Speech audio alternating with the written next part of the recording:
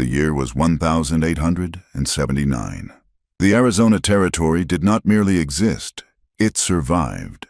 It was a landscape forged in violence and tempered by a sun that seemed to hold a personal grudge against anything that dared to stay green.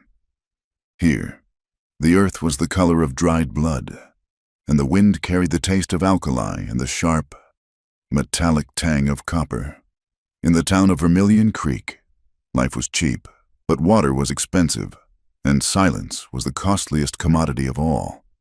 Evelyn Hart sat behind the scarred oak counter of the Overland stage and freight office, the heavy scent of ink and stale tobacco smoke clinging to her calico dress. She was 27 years old, an age that the matrons of the East Coast would call a spinsterhood. But out here, it was simply an age of utility. Evelyn was not a woman built for fainting on chaises. She was built for endurance. She had eyes the color of a winter sky, sharp and unyielding, and hands that were stained with the black smudge of carbon paper and newsprint. She did not need to look at a man's face to know his business. She looked at his boots. A pair of heavy hobnailed boots caked in gray sludge meant a miner from the Silver Veins up north, usually looking to send money home to a wife he had not seen in 2 years.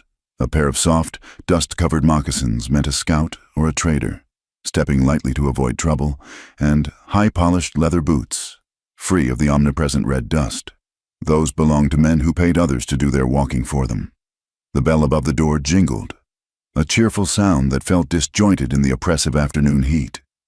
Evelyn did not look up immediately. She finished tallying the row of figures in the ledger, her pen scratching loudly against the paper. "Good afternoon, Miss Hart." The voice was smooth, like whiskey poured over gravel. Evelyn stiffened, then set her pen down with deliberate care. She looked up to see Silas Crow standing on the other side of the counter. Crow was a man in his 40s who wore civilization like a costume. His suit was tailored, his vest embroidered with silk, and his smile was a masterpiece of architectural engineering perfectly constructed to hide the rot beneath. He was the owner of the Copperhead Mine and, unofficially, the owner of half the souls in Vermilion Creek. "Mr. Crow," Evelyn said, her voice flat. "The stage to Prescott does not leave until 4 in the afternoon. If you are looking for your shipment of machinery, it has not arrived." Crow laughed, a low rumble that did not reach his eyes. "Always so efficient. Evelyn, a virtue, truly. But I am not here for machinery. I am here to send a letter." He slid a thick envelope across the counter. It was sealed with red wax, heavy and official. Beside it, he placed a small pouch. The pouch clinked with the unmistakable sound of gold dust. "Priority post," Crow said. "To the governor's office in Prescott, and, of course, a little something for the company's trouble." Evelyn took the letter, ignoring the pouch for a moment. She glanced at the address. "The fee is 50 cents. Mr. Crow, not a pouch of gold. Consider it a donation to the infrastructure of our fair territory," Crow said, leaning in closer. The smell of expensive bay rum and cheap morality wafted off him. "We are living in dangerous times. Miss Hart, I heard just this morning that the savages raided a supply wagon near the Black Canyon, burned it to the ground, stole the horses."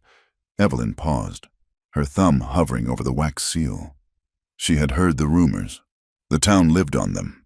Men gathered in the saloons, drinking courage from brown bottles, whispering about the Navajo, the Apache, the Indian threat. It was a convenient narrative. If a calf went missing, it was the Indians.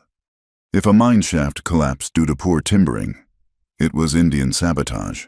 If a man drank his wages and lost his horse at a poker table, he claimed he was ambushed by a war party. "I heard that the wagon had a broken axle 3 days ago," Evelyn said quietly, not meeting his eyes, "and that the horses were seen in the livery stable in Flagstaff." Crow's smile did not waver, but the temperature in the room seemed to drop 10 degrees. "Sightings can be unreliable, Miss Hart. People see what they want to see, but the threat is real. We need the army to secure the water rights, for the safety of civilization." He pushed the gold pouch closer to her hand. It was a bribe. It was payment for nodding, for stamping the letter. for agreeing that the wolf was at the door so that the fox could raid the henhouse in peace. Evelyn looked at the gold, then up at Crow. She had learned the hard way about the elasticity of the law. 5 years ago, her father had been shot over a land dispute. He had the deed, but the other man had the sheriff's ear and a bag of silver coins. The judge had ruled it a regrettable accident of self-defense that day. Evelyn had learned that justice was not blind. She was just easily bought. "The fee is 50 cents, Evelyn repeated, her voice steady despite the rapid beating of her heart. She opened her drawer, took out a 50-cent stamp, and affixed it to the envelope. She pushed the gold pouch back toward him. "We follow the rates posted on the wall. Mr. Crow." Crow stared at her for a long moment. His eyes were devoid of humanity, like the eyes of a shark sensing blood in the water. Then, he chuckled. He picked up the pouch and slipped it back into his pocket. "A woman of principle," he said, the words dripping with mockery. "Rare and dangerous. Be careful, Evelyn. Principles do not stop bullets." He tipped his hat and walked out. Evelyn watched him go, her hands trembling slightly as she picked up her pen. She looked at the letter addressed to the governor. She did not know what was inside, but she knew it was a lie. Everything about Silas Crow was a lie. 10 miles west of Vermilion Creek, the world was silent. Here, the red rocks rose like the backbones of ancient beasts, twisted and carved by wind and time. There was no hum of machinery, no clink of glasses, only the sigh of the wind through the juniper and the cry of a red-tailed hawk circling the thermals. Kai Bege knelt by the edge of a narrow stream, his reflection broken by the rippling water. He was a man of 30 winters, his face bronzed by the sun and etched with the stoic calm of someone who has seen too much death to fear it. He wore the traditional dress of his people, functional and worn, with a Winchester rifle resting within arm's reach against a boulder. He was not hunting. He was listening. The land spoke to Kai. It told him that the winter had been dry, and the deer were moving higher into the mountains. It told him that the water in this creek was 3 inches lower than it had been last month. And today, it told him that something was wrong. He dipped his hand into the water, letting the coolness soothe his skin. Then he stood and moved toward the trail that snaked along the canyon floor. He moved with a fluid grace, making no sound, leaving no trace. He was a ghost in his own home. He stopped at a patch of soft sand. There were tracks here, wagon wheels, shod horses. Kai frowned. This was not a trade route. The wagon was heavy, laden with something substantial. The tracks were deep, but what disturbed him was not the wagon itself, but the other tracks alongside it. Men in boots, but they had tried to brush away their trail, sweeping the sand with branches. Why would a trader hide his path? Kai followed the tracks for a mile, up to a blind curve where the canyon narrowed. There, he found the remnants of a camp, a few tin cans, the charred remains of a fire, and something else half buried in the dirt. He dug it out. It was a cavalry button. He turned it over in his fingers. The brass was tarnished, but the eagle was clear. Kai's jaw tightened. He had heard the wind carry the voices from the town. He knew what the white men were saying. They said the Daine were raiding. They said his people were breaking the peace, but his people were starving on the reservation or hiding in the deep canyons, trying to survive the winter. They had no wagons. They had no need for cavalry buttons. He remembered the last time he had trusted a white man. It was 5 years ago. A soldier, lost and dehydrated in the Badlands. Kai had given him water and guided him back to the trail. 2 weeks later, that same soldier had led a platoon to Kai's village to burn the cornfields. Never again, Kai whispered to the wind. He believed in distance now. The distance was safe. If the white men wanted to tear each other apart, let them. If they wanted to poison their own wells with lies, let them drink. His duty was to the water, to the few families hiding in the cliffs, to the silence. But as he looked at the wagon tracks heading back toward the mines owned by Silas Crow, a heavy feeling settled in his chest. These tracks were not just passing through. They were setting a stage. Someone was manufacturing a war, and they intended to use his people as the villains in their play. Kai looked up at the sky. In the distance, over the purple bruise of the horizon, a storm was building. Towering cumulonimbus clouds, dark as bruised iron, were stacking up against the mountains. It was beautiful, majestic, and terrifying. He knew that storm. It would bring flash floods. It would wash away the weak and the unprepared. "Let it come," he said softly. Back in Vermilion Creek, the sun was beginning to dip, painting the town in shades of violent orange and bruised purple. The heat of the day was breaking, but the tension remained, thick and suffocating. Evelyn was preparing the manifest for the evening stagecoach. It was a special run, carrying a federal inspector who had arrived that morning, along with the weekly mail and several lockboxes of payroll for the distant army fort. Miss Hart, the station master, a harried man named Thomas with a receding hairline and a permanent sheen of sweat, bustled into the office. "Is the manifest ready? The driver is hitching up the team." "Almost done. Thomas," Evelyn said. She was organizing the stack of leather satchels. "Here," Thomas said, thrusting a battered leather satchel into her hands. It was heavy, the leather cracked and worn. "This needs to go on the coach. Personal effects of the inspector. Put it in the lockbox under the seat. And this," he handed her a second bag, identical to the first, "is the ledger for the freight company in Tucson. Don't mix them up." Evelyn took the bags. They looked remarkably similar. "Which is which?" "The one with the blue ribbon on the handle is the inspector's. The other is the ledger," Thomas said, distracted by the shouting of the driver outside. "Just get them loaded. We are running 10 minutes late." Evelyn hurried out of the office and onto the wooden boardwalk. The stagecoach was a beast of wood and iron, coated in road dust. The 6 horses stamped impatiently, their breath steaming in the cooling air. The street was busy. Miners, cowboys, and merchants milled about. Evelyn saw Agent Hollister, the government representative for the territory, standing near the wheel of the coach. He was speaking in low tones to the driver, a man Evelyn didn't recognize, a replacement for old Bill, who usually drove this run. Hollister looked nervous. He kept glancing toward the saloon where Silas Crow held court. When he saw Evelyn approaching, he jumped slightly. "Miss Hart," Hollister said, his voice too high. "Just checking the security. Everything is in order. Agent Hollister," Evelyn said. She moved to the side of the coach. The driver, a man with a scar running through his eyebrow, and cold, dead eyes, looked down at her. "Hand him up, lady," the driver grunted. Evelyn lifted the bags. The blue ribbon on the inspector's bag had frayed and was barely visible.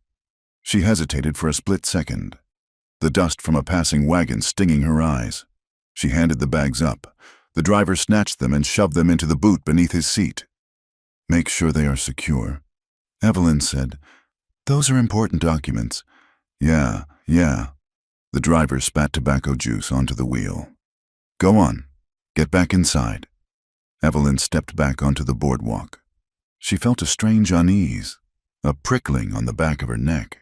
She looked around. Across the street, standing in the shadow of the overhang, was Silas Crow. He was watching the stagecoach. He wasn't smiling anymore. He was watching with the intense, predatory focus of a man waiting for a fuse to burn down to the powder keg. Evelyn wrapped her arms around herself. She thought of the 50-cent stamp and the pouch of gold. She thought of the rumors of war. "All aboard," the driver shouted. The whip cracked like a pistol shot. The horses surged forward, leather traces groaning. The heavy wheels ground against the dirt, and the stagecoach lurched into motion, heading west toward the setting sun and the rising storm. Evelyn watched it go until it was just a cloud of dust in the distance. She did not know why, but she felt a sudden, overwhelming urge to run.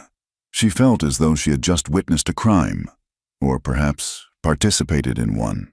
She looked down at her hands. They were stained with ink. "It is just a stagecoach," she whispered to herself. "Just mail and ledgers." But as the wind picked up, howling through the eaves of the station, it sounded like a warning.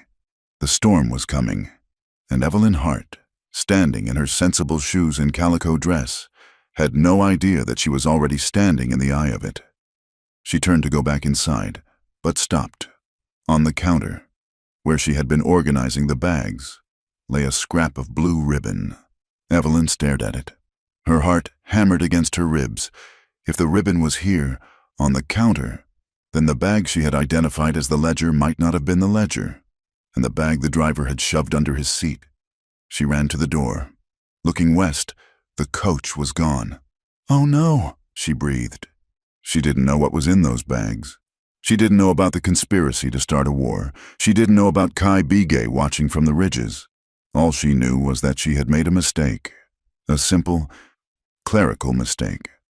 But in the territory of Arizona, in the year 1879, simple mistakes were often the ones that got you killed. She grabbed her shawl and stepped out into the street. She had to find someone. She had to send a telegram to the next station. She had to fix this.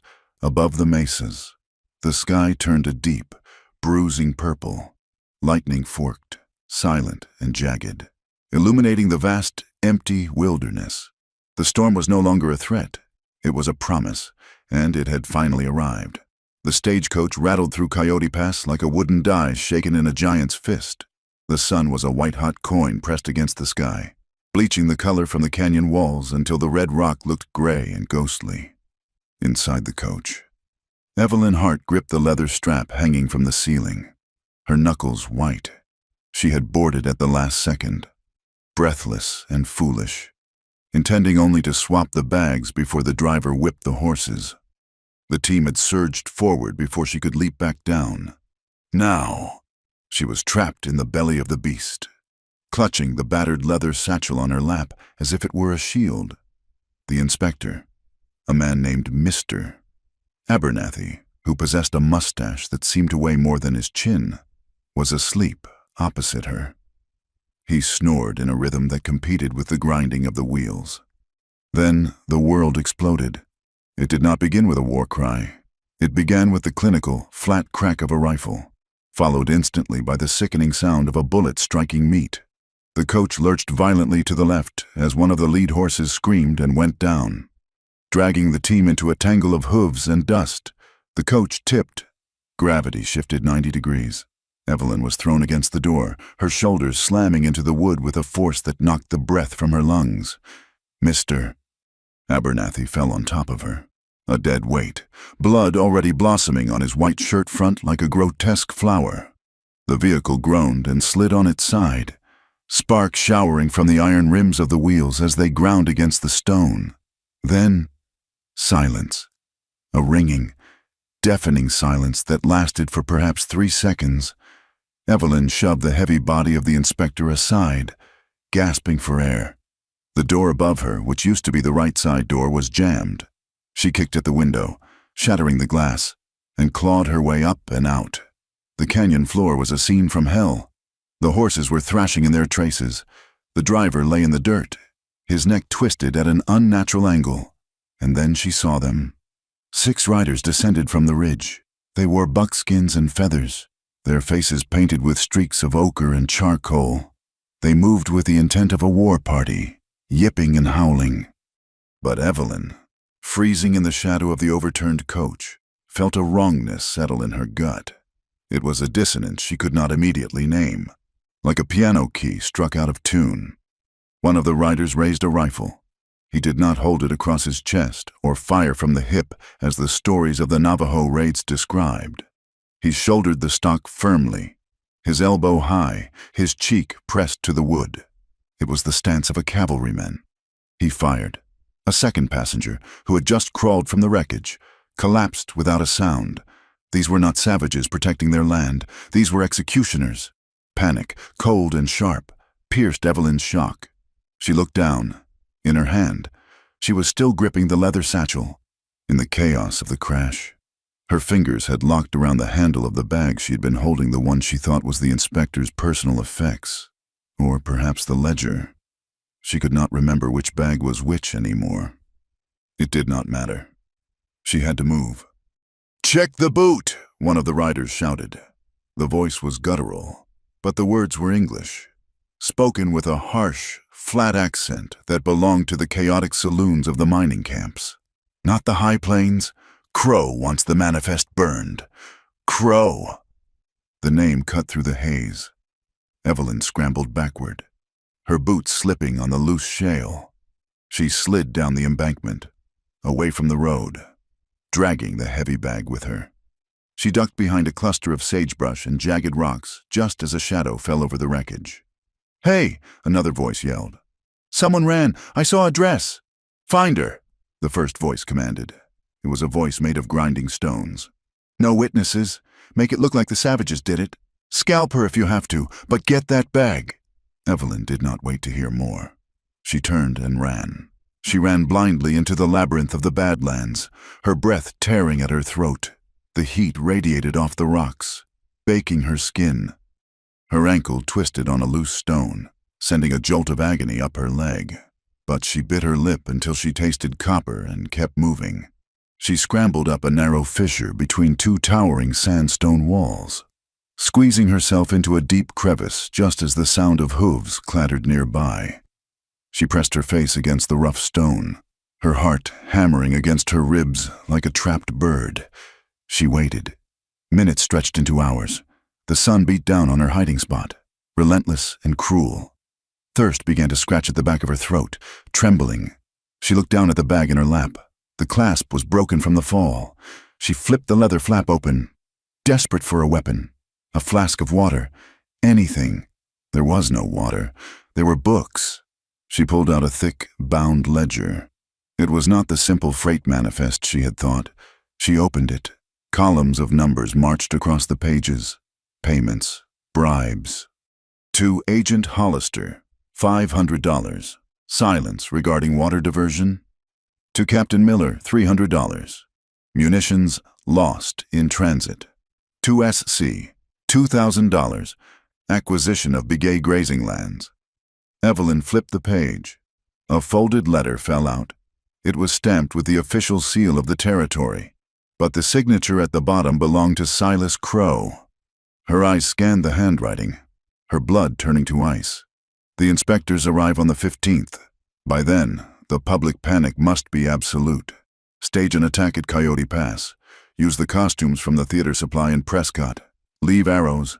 Burn the bodies. Once the army sees the carnage, they will authorize the clearance of the Navajo from the river valley. The copper under their land will be ours by the end of the month.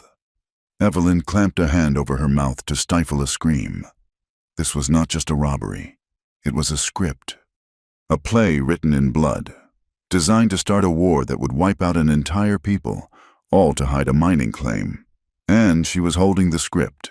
If she went back to Vermilion Creek, she was a dead woman. The sheriff drank at Crow's saloon. The judge owed Crow money. Agent Hollister was on the payroll.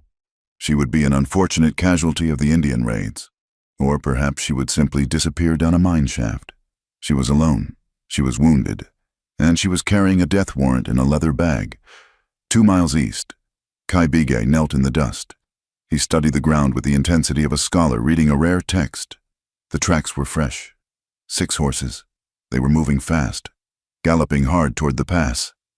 Kai reached out and touched the edge of a hoofprint. The soil was displaced, thrown backward, but it was what lay inside the print that made his eyes narrow. Gray mud. The soil here was red, iron-rich and dry as bone. The gray mud came from the tailings of the copper mines north of the town. It was a sticky, clay-like substance that clung to boots and hooves for days.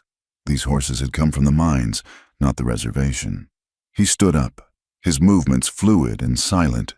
He walked a few paces further and found a discarded cigar butt. He picked it up. It was a cheroot, half-smoked, expensive kind sold at the hotel in town. "Ghost dancers," Kai murmured. But there was no reverence in his voice, only a cold, sharp anger. He knew what this meant. He had seen it before. Men who wore the skins of his ancestors to commit sins that his people would be punished for. They were painting a target on the backs of his family. A distant sound echoed off the canyon walls. Gunshots. Then the scream of a horse.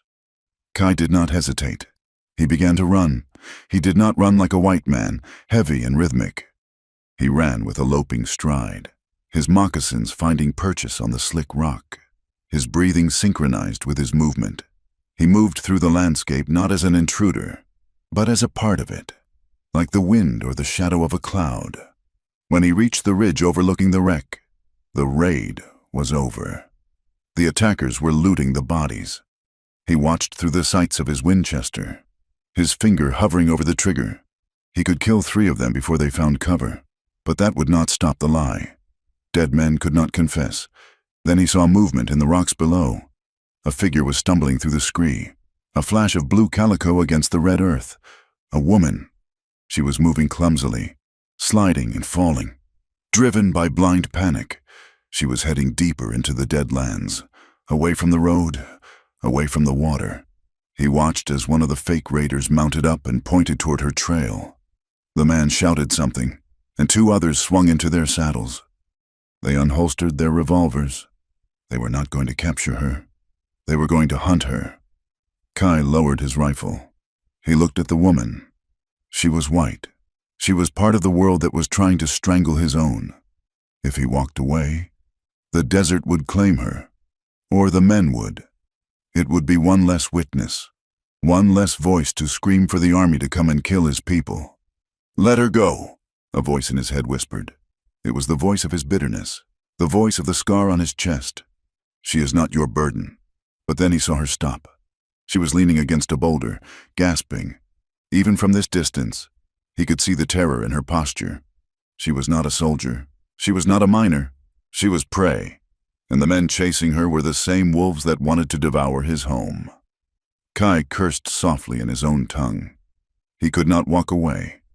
It was not about saving a white woman.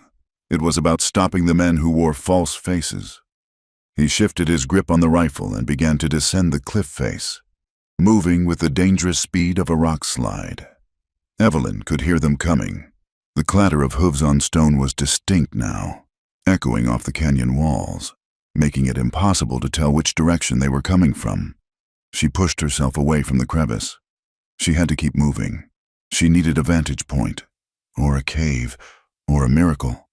Her mouth was so dry her tongue felt like a piece of felt. The heat was a physical weight, pressing down on her shoulders.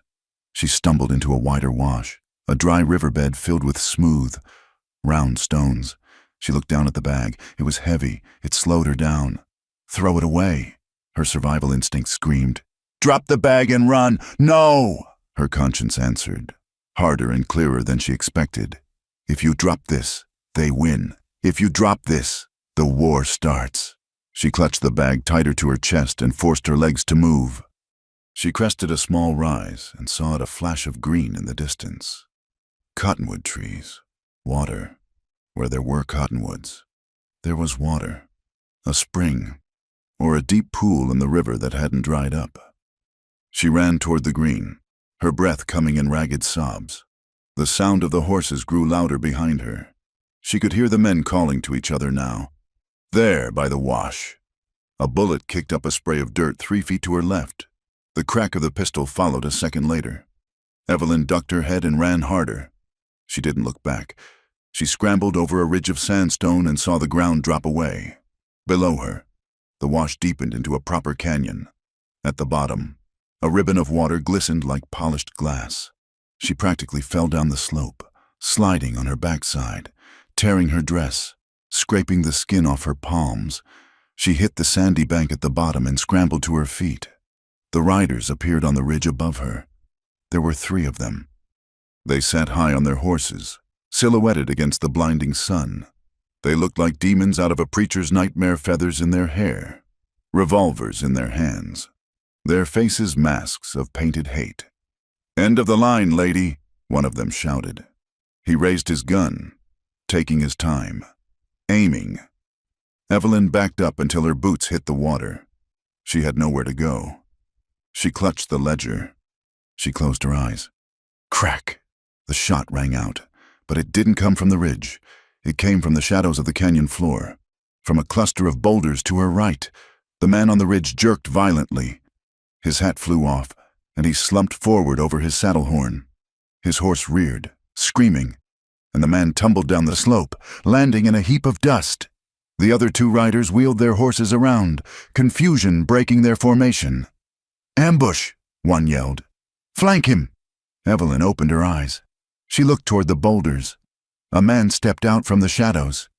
He was tall, his dark hair tied back, his chest bare save for a leather vest. He held a Winchester rifle with an ease that suggested it was a part of his own body. He did not look at Evelyn. His eyes were fixed on the ridge, cold and calculating. It was the man from the edge of town, the one she had seen watching the tracks, the one the townspeople called a savage. He worked the lever of his rifle, clack-clack, a sound as final as a judge's gavel. He glanced at her then, just for a second.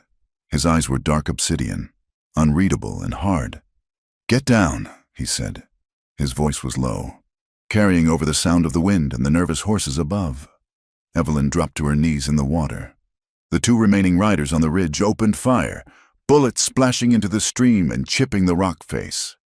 Kai moved, diving behind a slab of sandstone, returning fire with a precision that forced the attackers to pull back behind the rim. Evelyn was caught in the middle. Behind her, the sheer canyon wall.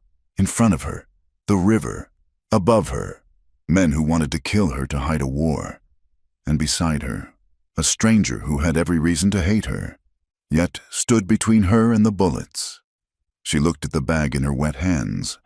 The ink on the ledger was probably running, but the truth was still there. The storm that had been threatening the horizon all afternoon finally broke. A peal of thunder shook the ground, shaking the dust from the canyon walls.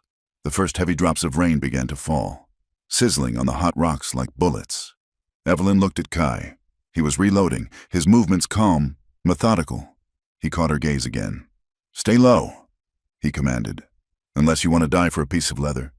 "It is not just leather," Evelyn shouted over the rising wind, surprising herself. "It is the war. They are starting a war." Kai froze. He looked at the bag, then back at the men on the ridge. A flicker of understanding passed across his face, followed by a hardening of his resolve. "Then run," he said. "Run to the water." Evelyn scrambled through the shallows as the sky opened up, the rain pouring down to wash the blood and the lies from the red earth. She ran toward the deeper part of the river, toward the unknown, with the Navajo warrior covering her retreat and the fake savages closing in. The trap had snapped shut, and they were all inside it together. The rain had turned the canyon into a treacherous throat of slick red stone and rushing water. Evelyn Hart was no longer running. She was scrabbling, her boots sliding on the wet shell, her breath coming in ragged, burning gasps. She had lost sight of the Navajo warrior in the downpour.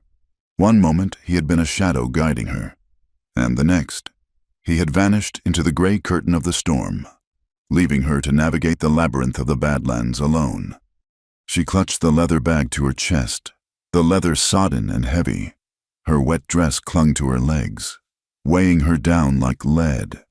She rounded a bend where the canyon narrowed, the walls rising vertically like the pillars of a ruined cathedral. The sound of the river was louder here, a churning roar that masked her own clumsy footsteps. She saw a ledge above the waterline, a path of sorts, covered in vibrant green moss that looked deceptive and soft. She stepped onto it, desperate to find a place to rest, to hide, to think. Her boot found no purchase. The moss sheared away from the rock like skin peeling from fruit. Evelyn cried out, a short, sharp sound swallowed by the wind. As her feet flew out from under her, she slid down the embankment, tumbling through fern and mud, until gravity deposited her with a splash into a secluded pool fed by a side stream. The water was shockingly cold. She thrashed, finding her footing on the sandy bottom, the water coming up to her waist. She wiped the hair from her eyes, sputtering, panic seizing her chest. She prepared to scream, to scramble out, to run again. Then she froze. She was not alone in the pool. 10 feet away, in the deeper water where the current was slow and the overhang of the cliff provided shelter from the biting rain, Kai Bege was standing. The water lapped at his waist. He had stripped off his vest and shirt, leaving his chest bare to the elements. He was washing the war paint, or perhaps it was blood from his arm. the dark streaks dissolving into the current. The silence that stretched between them was tighter than a drumhead. Evelyn stood paralyzed, water dripping from her nose, her eyes wide with shock. She felt the heat rush to her face, a flush that had nothing to do with exertion. She turned her head sharply to the side, staring at a patch of lichens on the wall, her heart hammering against her ribs. I fell, she stammered, the words sounding foolish even to her own ears. I did not know. She expected anger. She expected him to shout, or to reach for the knife she knew he carried.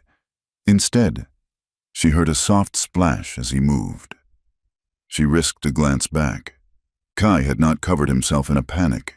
He stood with the easy, unforced stillness of a stag in a meadow. He was watching her, his dark eyes unreadable, water beating on his copper skin. He looked dangerous. Yes, the scar on his shoulder and the lean muscle of his torso spoke of a life lived hard, but he also looked amused. A faint, crooked smile tugged at the corner of his mouth. It was not a leering smile. It was the smile of a man who found the absurdity of the universe to be its only redeeming quality. You have a talent for arriving loudly. Miss Hart, he said, his voice carrying over the sound of the rain. Evelyn opened her mouth to apologize, to defend herself, to say something sensible, but he cut her off. Most people run from the thunder, he said, tilting his head slightly as he looked at her bedraggled form, shivering in the river. You seem to chase it. You are the only storm I would ever welcome. The words hung in the air, suspended between a tease and a confession. It was an admission that she was trouble, a calamity wrapped in calico, but a calamity he had decided, against his better judgment, to endure. Evelyn felt a strange jolt in her chest, a warmth that defied the icy water. I did not mean to intrude. She stopped. Kai's expression shifted instantly. The amusement vanished, replaced by the razor-sharp focus of a predator. He raised a hand, palm out, silence. Evelyn heard it then, over the rush of the water, the clatter of hooves on stone. Voices. Men were shouting, their words distorted by the canyon walls, but unmistakably close. They are tracking the mud, Kai whispered. He moved toward her. It was not a romantic advance. It was a tactical maneuver. He closed the distance in 2 long strides, grabbing her arm with a grip that was firm but not bruising. Down, he hissed. He pulled her into the deeper water, under the shadow of the overhang where the rock jutted out over the stream. He pressed her back against the stone wall, the water rising to her chest. He positioned himself in front of her, shielding her body with his own. Half submerged. Do not breathe, he murmured into her ear. Above them, on the rim of the canyon some 30 feet up, a horse snorted. I saw something move down there, a man shouted. It was the rough voice of one of the hired guns. By the pool, Evelyn trembled. Kai's hand moved to her shoulder, steadying her. His other hand went to the water's surface. He waited, his eyes fixed on the rim above. Check it out, another voice commanded. Kai picked up a smooth, heavy river stone from the bottom of the pool. With a flick of his wrist that was almost invisible, he hurled the stone downstream, keeping his arm underwater until the release. The stone flew low and hard, skipping off the surface of the water 50 yards away, around the bend of the canyon, before clattering loudly into a pile of dried driftwood on the far bank. Clack crash. The sound echoed perfectly, sounding like a clumsy footfall. There, the man on the ridge yelled. They went downstream, toward the narrows. Get them. The sound of hooves thundered again, moving away, fading into the rhythmic pounding of the rain. Kai did not move. He held his position, his body a warm barrier between Evelyn and the world. For a long minute, the only sound was the beating of her own heart and the steady drip of water from the overhang. She could smell him rainwater, sage, and the faint, metallic scent of adrenaline. When he finally stepped back, the loss of his proximity made the air feel colder. He waded to the bank and pulled his shirt on, the wet fabric clinging to his skin. He did not look at her as he spoke, his voice all business now. Come out. We cannot stay here. The water is rising. Evelyn waded to the shore, her boots squelching heavily. She shivered violently as the wind hit her wet clothes. She clutched the bag, checking the clasp. It was still closed. Kai turned to her. He picked up his Winchester from where he had propped it against a dry rock before his bath. He looked at her, and the amusement was gone. In its place was the weary suspicion of a man who had seen too many treaties broken. "Who are you?" he asked. It was not a polite inquiry. It was a demand. "And do not tell me you are just a clerk. Mining companies do not send 6 gunmen to kill a clerk for stealing a few dollars." Evelyn wrung out the hem of her skirt, her mind racing. She could not tell him the whole truth. Not yet. He was a Navajo warrior. If he knew that Crow was planning to frame his people to start a war, he might attack the town tonight. He might get himself killed. Or he might decide that she, a white woman carrying the government's secrets, was too dangerous to keep alive.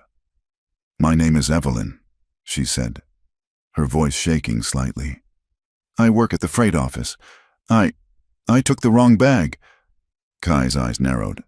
He looked at the satchel in her hand. "A wrong bag, and for a mistake. They hunt you like a wolf." "I saw things inside." Evelyn lied, or at least told a version of the truth that was small enough to handle. "Financial things, bribes. Silas Crow does not want anyone to know he is cheating his partners." Kai studied her face. He had eyes that seemed to peel back the layers of a person. He knew she was holding something back. He could see it in the way she gripped the handle of the bag, white-knuckled. "You lie poorly, Evelyn," he said softly, "but you are frightened." "That part is true." He looked up at the sky. The clouds were thick and dark, bruising the twilight. "The men will circle back when they find the Narrows empty," he said. "We need high ground, and we need fire." "I can walk," Evelyn said, straightening her spine, trying to summon a shred of dignity. "I know you can walk," Kai said, turning to lead the way up a narrow goat path cut into the cliff face. "I'm just wondering where you are walking to." They climbed in silence. The rain softened to a drizzle, but the temperature plummeted as night fell over the high desert. The landscape was a monochromatic study in gray and black, beautiful in a desolate, unforgiving way. Evelyn struggled to keep up. Her city boots were not made for slick rock. Twice she stumbled, and twice Kai was there, a hand on her elbow to steady her, releasing her the moment she was stable. He touched her as if she were a loaded weapon carefully, and with great respect for the damage she could do. They found shelter in a shallow alcove beneath a slab of sandstone.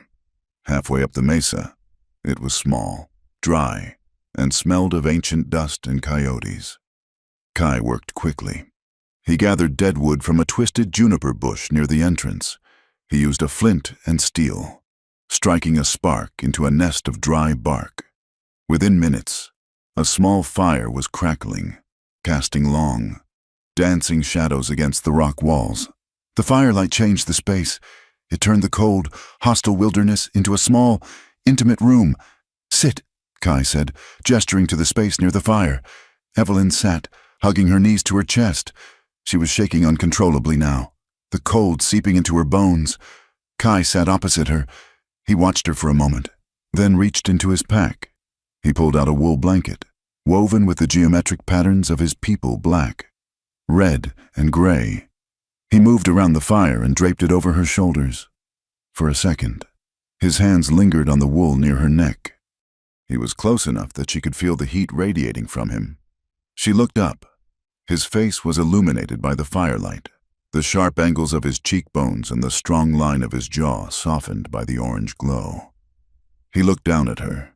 His eyes were dark pools, reflecting the flames.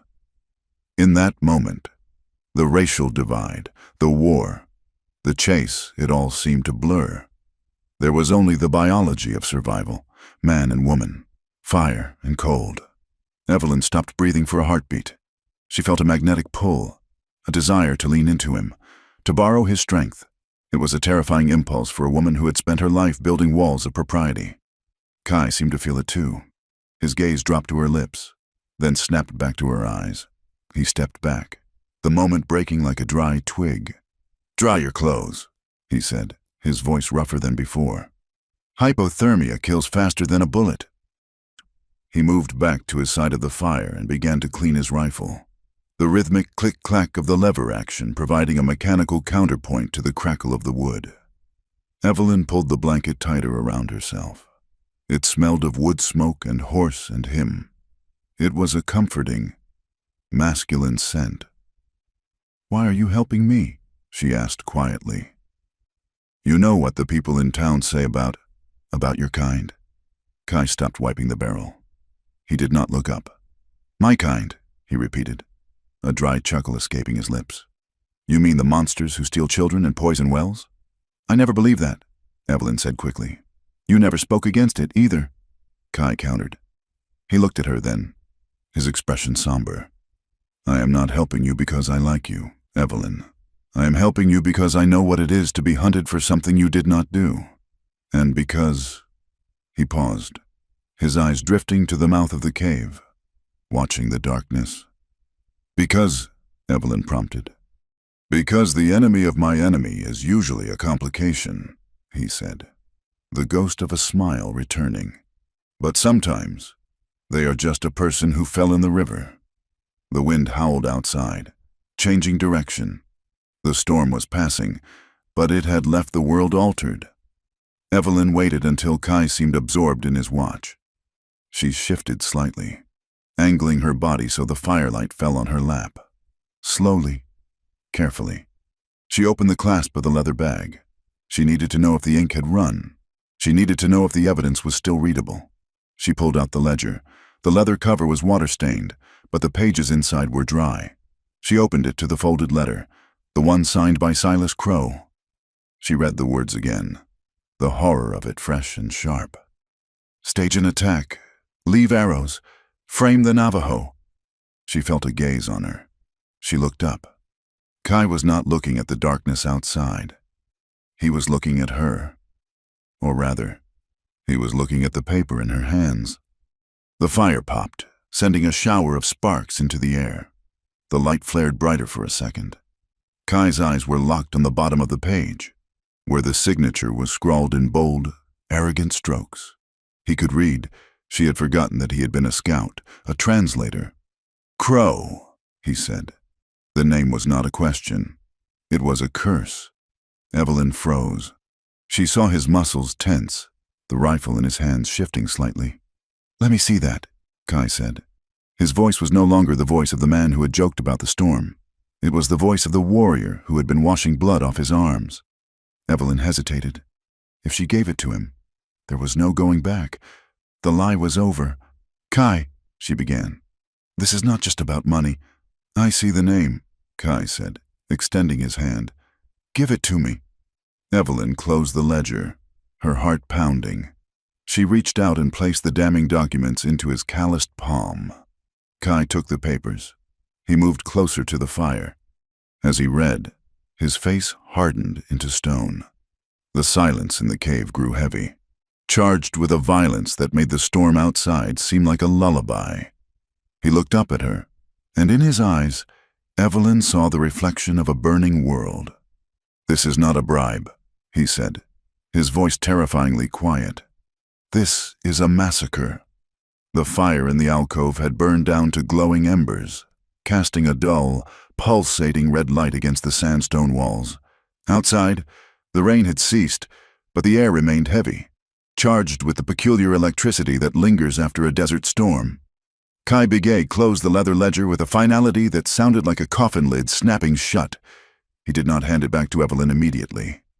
Instead, he held it in his lap, his large, calloused hands resting on the cover as if he were restraining a wild animal. "The sheriff," Evelyn whispered, the silence stretching too thin for her comfort. "If we take this to Sheriff Rourke..." "Rourke drinks from the same bottle as Silas Crow." Kai cuts her off, his voice flat and devoid of hope. "If you walk into his office with this book, you will never walk out. They will find your body in a ravine 3 days later, and Rourke will say the Apaches did it." Evelyn hugged her knees closer to her chest. She knew he was right. She had seen Rourke nodding at Crow's jokes, accepting free drinks at the $Silver Saloon. "Then we cannot just sit here. The inspector arrives in 2 days. Kai stood up, brushing the dust from his breeches. There is one man. He lives near the Painted Canyon, on the edge of the reservation land.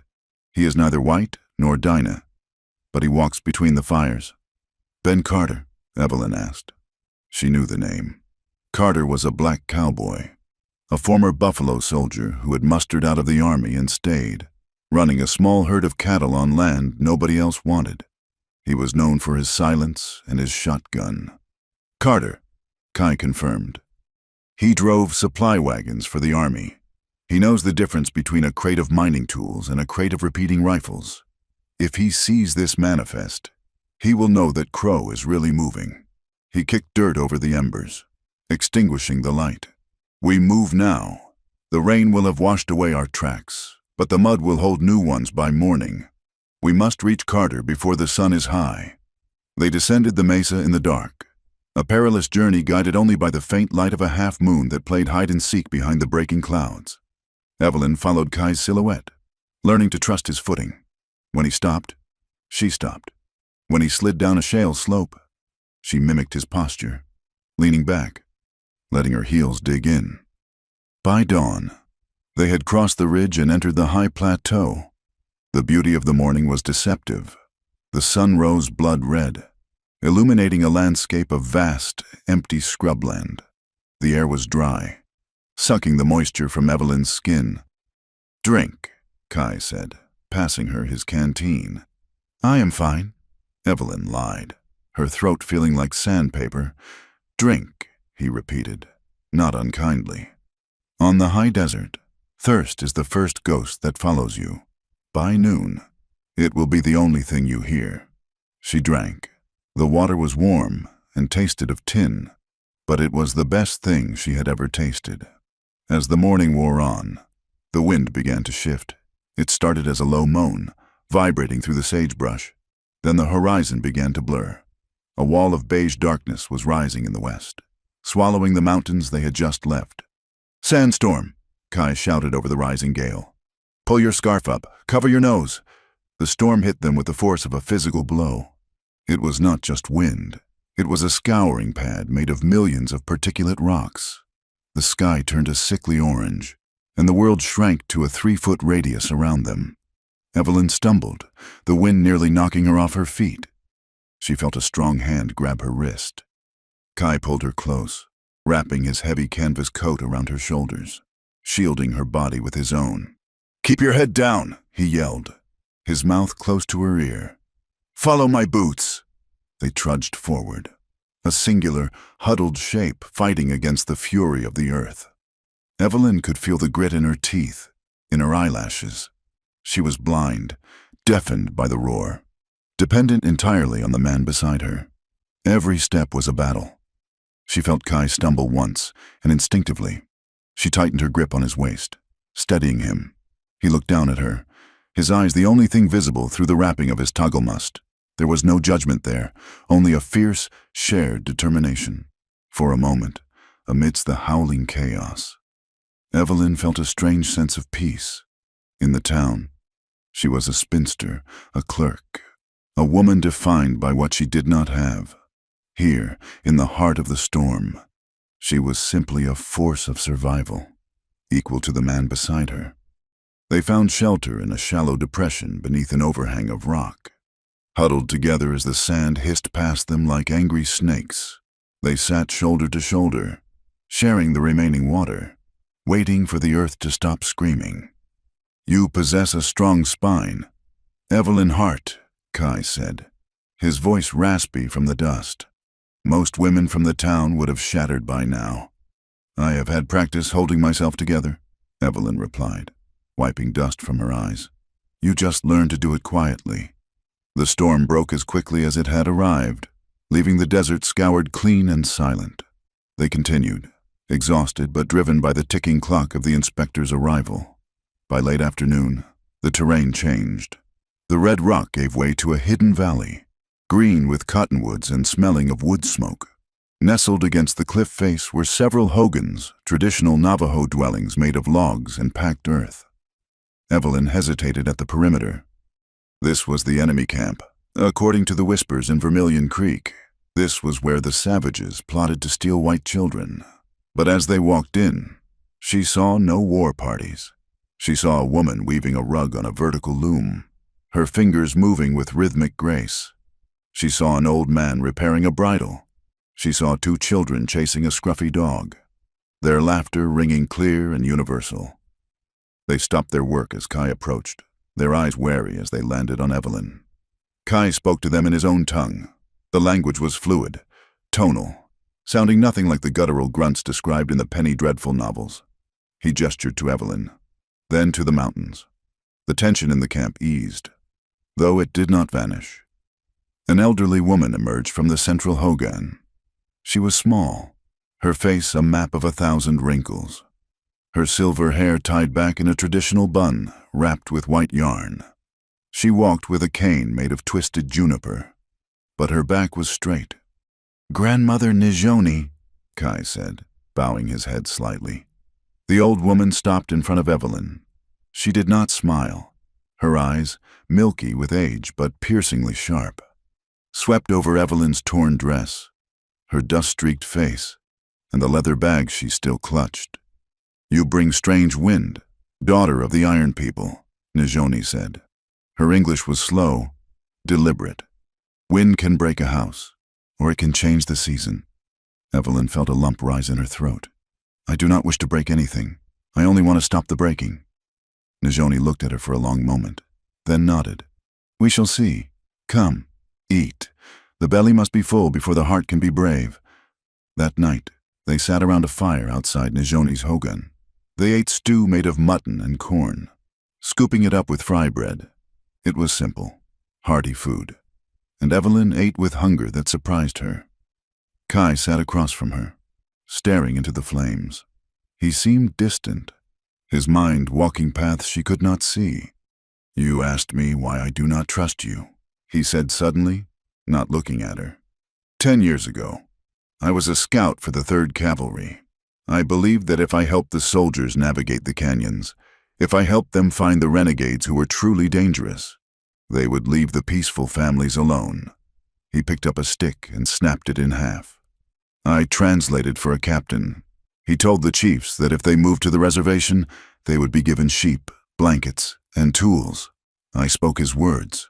I put my honor on his promises. Kai tossed the broken stick into the fire. There were no sheep. The blankets were infected with smallpox. The tools never came. I became the tongue of a liar. My people looked at me and saw a traitor. The soldiers looked at me and saw a savage. I swore I would never again be the bridge that enemies walk across. Evelyn watched the pain etch deep lines into his face. The stoic warrior was gone. In his place was a man haunted by the ghost of his own good intentions. "I understand," Evelyn said softly. "I worked at the freight office for 5 years. I saw the rates change for the poor farmers while the mines got discounts. I saw letters from the governor that I was told to burn. I stamped the papers. I filed the ledgers. I told myself it was just a job. I told myself that if I kept my head down, I was innocent." She reached out, her hand hovering near his arm but not touching. "I was not innocent. Kai, I was the ink that wrote the lies. Silence is not safety. Silence is permission." Kai looked up. His dark eyes met hers, and for the first time, the barrier between them, the wall of race and history, crumbled completely.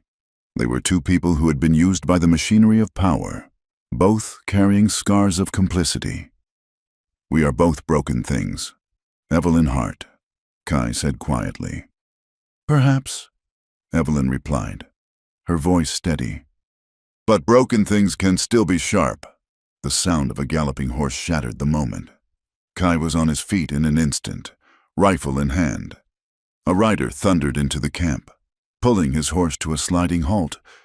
Dust swirled in the firelight. It was a large man, broad-shouldered, wearing a duster coat and a wide-brimmed hat. He swung down from the saddle with an agility that belied his size. His face was dark, illuminated by the fire. "Ben Carter." "Kai!" Carter shouted, his voice booming. "You are a hard man to find." "Ben?" Kai lowered his rifle. "We were coming to find you." "Good thing you didn't," Carter said, breathless. He looked at Evelyn, tipping his hat briefly.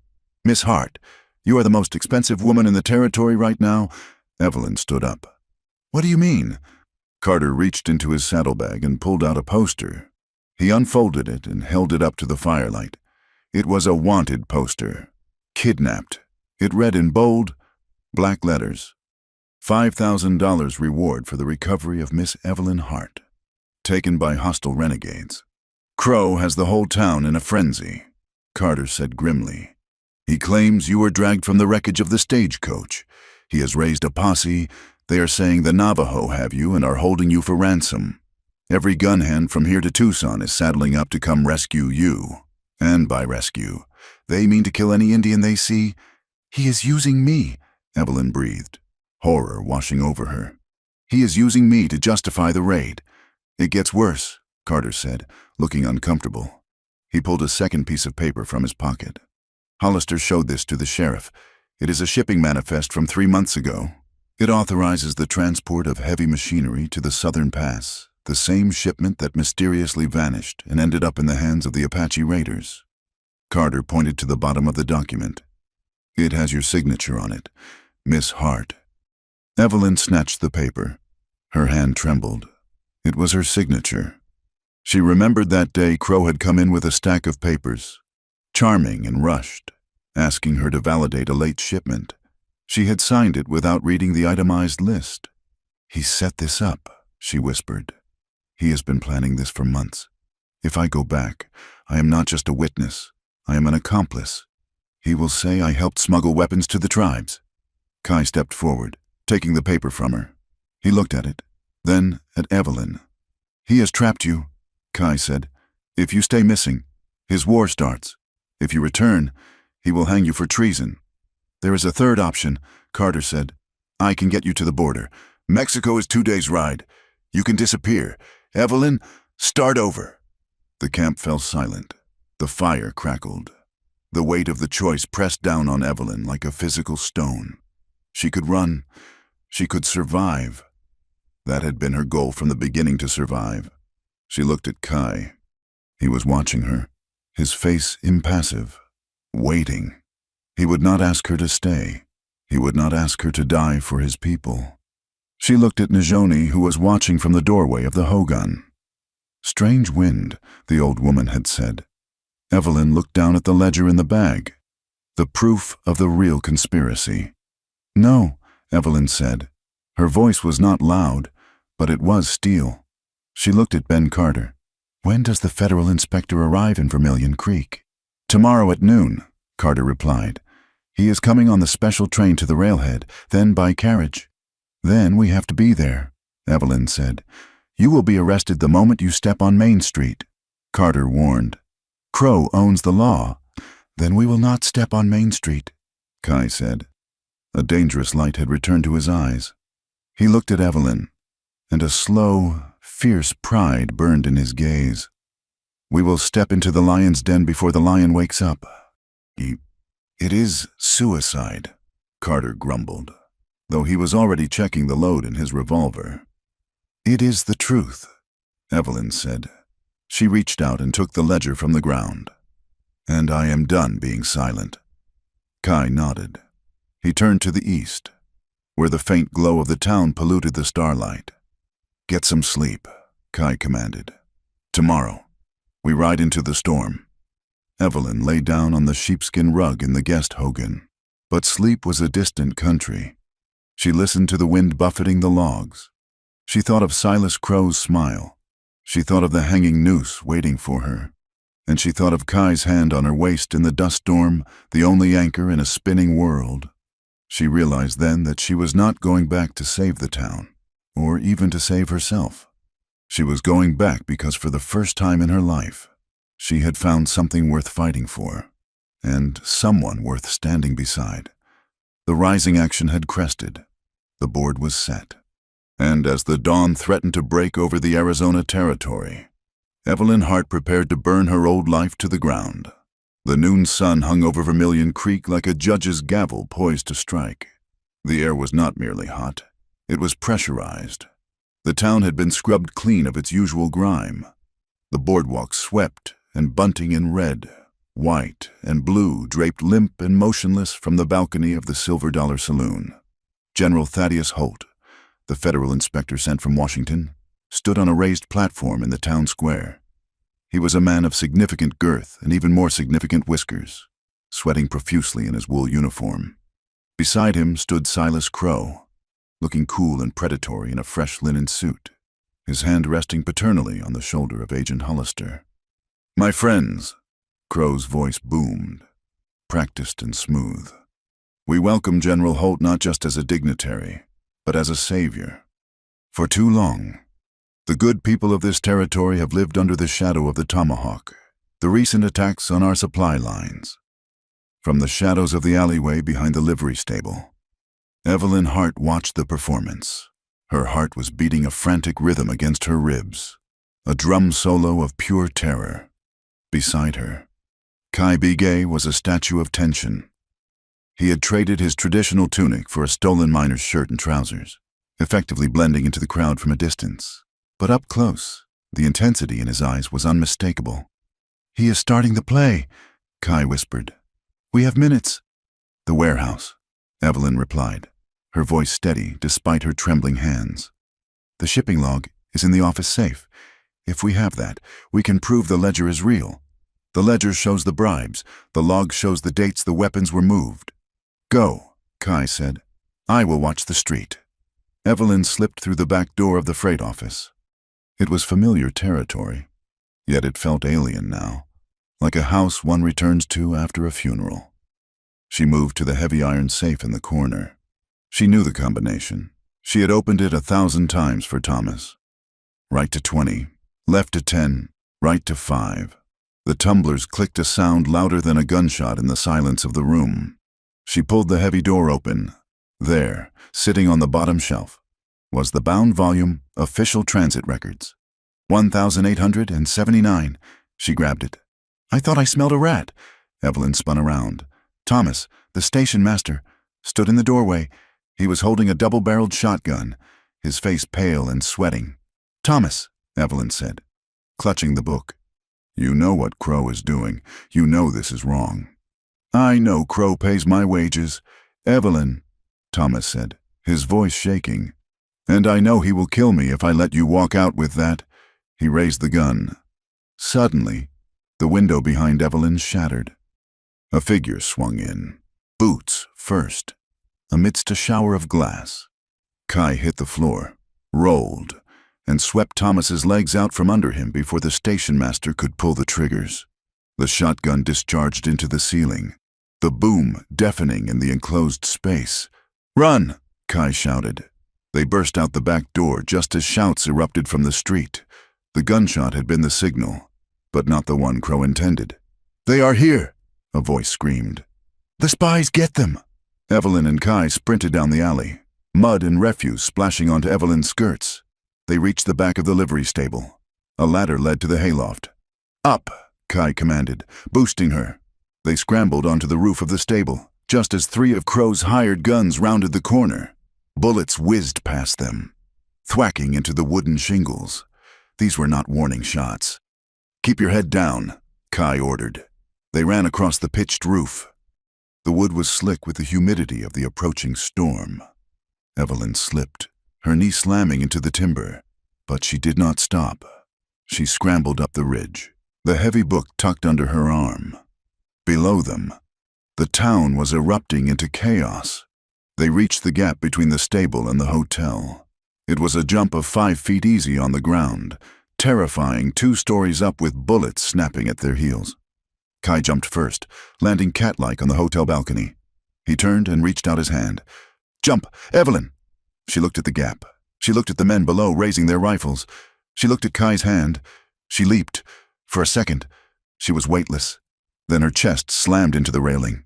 Kai grabbed her wrist, his grip like iron, and hauled her over the balustrade just as a bullet shattered the window pane where her head had been a second before. They crashed into a hotel room, breathless and bruised. "We cannot stay here," Kai said, checking the door. "They will surround the building."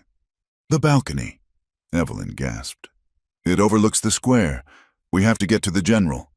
They moved back out to the balcony. Below them, the crowd had scattered to the edges of the square. Silas Crow stood his ground near the stage, his face twisted in rage. "There!" Crow pointed up at them. "The traitor and her savage, shoot them!" But before his men could fire, Kai vaulted over the railing, dropping onto the awning below and then sliding to the ground in the middle of the square. He did not run. He stood up, raising his hands not in surrender, but in challenge. Evelyn clutched the railing. She had to get down there. Kai was immediately surrounded by 4 men. One of them, a tall man with long black hair and buckskins, stepped forward. He was dressed as a Navajo, complete with war paint. This was the leader of the raiding party. "Time to die, red skin," the man sneered, drawing a knife. Kai looked at him. "You wear the skin of my people," Kai said, his voice carrying across the square. "But you do not have the heart." The fight was brutal and short. It was not a dance. It was a collision. The fake Navajo lunged. Kai sidestepped, catching the man's wrist. He twisted, a sickening crack echoing in the air, and drove his elbow into the man's nose. The man fell. Kai dropped to his knees and ripped the wig of black hair from the man's head, revealing a crop of matted blonde hair underneath. He grabbed the sleeve of the buckskin shirt and tore it, revealing the white skin of a white man. "Look!" Kai roared, holding the wig up to the crowd. "Look at your enemy!" A gasp went through the onlookers. But while eyes were on Kai, Agent Hollister had moved. He grabbed Evelyn as she reached the bottom of the hotel stairs. Twisting her arm behind her back, he dragged her into the center of the square, throwing her to the ground at Silas Crow's feet. "Enough!" Crow shouted, pulling a small derringer from his vest pocket and pointing it at Evelyn's head. The square froze. Kai took a step forward, but stopped when Crow cocked the hammer. "One more step, and she dies," Crow hissed. He looked down at Evelyn. She was on her knees in the dirt, her dress torn, her hair wild. The book lay in the dust beside her. "You pathetic creature," Crow spat, "playing to the crowd, seduced by a savage, conspiring to kill your own people. Tell the general, Evelyn, tell him how you helped them coordinate the raids." Evelyn looked up. The barrel of the gun was black and empty, like an eye socket. Fear was there, cold and paralyzing, but beneath it burned something hotter. She slowly reached out and placed her hand on the book. "I am not the one who is afraid. Silas," she said, her voice clear. "You have a gun in your hand, but you are shaking because you know what is in this book." "Silence," Crow shouted. "You fear paper more than you fear guns," Evelyn continued, her eyes locking onto him. "Because a gun can only kill a person, but this paper kills your lie." Crow's finger tightened on the trigger. "Dong!" The sound was so loud it vibrated in their teeth. "Dong! Dong! Dong!" The church bell began to ring furiously, a frantic, chaotic clamor that shattered the tension. Everyone turned toward the church tower, on the roof of the livery stable. Ben Carter stood up, holding a flare pistol. He fired it into the air. A streak of red phosphorus burned across the gray sky, and then the sky broke. It did not just rain. The heavens collapsed. The storm that Evelyn had tripped into days ago finally arrived in full force. A sheet of water slammed into the square, instantly turning the red dust into slick, treacherous mud. The sudden deluge startled Crow. He flinched, wiping water from his eyes. In that split second, Evelyn moved. She did not attack him. She grabbed the book and rolled away, scrambling through the mud. "General Holt!" she screamed. "Read the dates." She slid the book across the mud. It stopped at the general's boots. Kai was moving too. He kicked the legs out from under the fake Navajo again, dragging him by the collar toward the platform. "This man is Jack Miller," Kai shouted over the roar of the rain. "He works for the Copperhead Mine. Look at his boots, gray clay, not river mud." General Holt looked down at the book. He looked at the man Kai was holding, the blonde hair visible under the war paint, the paint itself washing away in streaks of black and red under the torrential rain. The truth was being revealed by the elements themselves. Crow realized he had lost the narrative. His stage was collapsing. "Kill them all!" Crow shrieked, aiming his gun at Evelyn again. He fired. Kai threw himself across the gap. The bullet meant for Evelyn's heart tore through the fleshy part of Kai's side. He grunted, stumbling, but momentum carried him forward. He crashed into Crow, tackling him into the mud. The two men rolled, a tangle of limbs and fury. Crow was fighting for his life. Kai was fighting for his soul. Crow struck Kai in his wounded side, and Kai cried out, his grip loosening. Crow scrambled up, gasping, his fine suit ruined, his face a mask of mud and madness. He looked around. His hired guns were hesitating. The townspeople were watching. The general was reading the book. He ran toward the team of horses hitched to the general's carriage.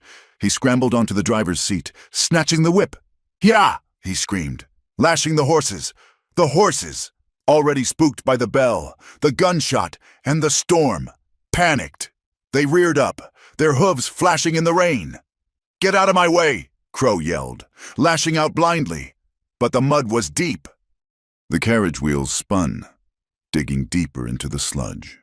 The vehicle lurched violently to the left as the horses tried to bolt in different directions. The carriage tipped. Crow screamed as the heavy wooden vehicle overturned. He was thrown from the seat, but his coat snagged on the brake lever. He was dragged 2 feet, 10 feet under the crushing weight of the wood and iron. Before the horses finally broke free and stampeded down the main street, the carriage settled with a groaning crash. Silas Crow lay half buried in the mud, one leg twisted at a sickening angle, moaning in agony. The square fell silent, save for the relentless drumming of the rain. Evelyn crawled through the mud to where Kai lay. He was clutching his side, blood seeping dark and fast between his fingers, mixing with the red slurry of the earth. "Kai," she choked out, pressing her hands over his wound. "Kai, look at me." Kai opened his eyes.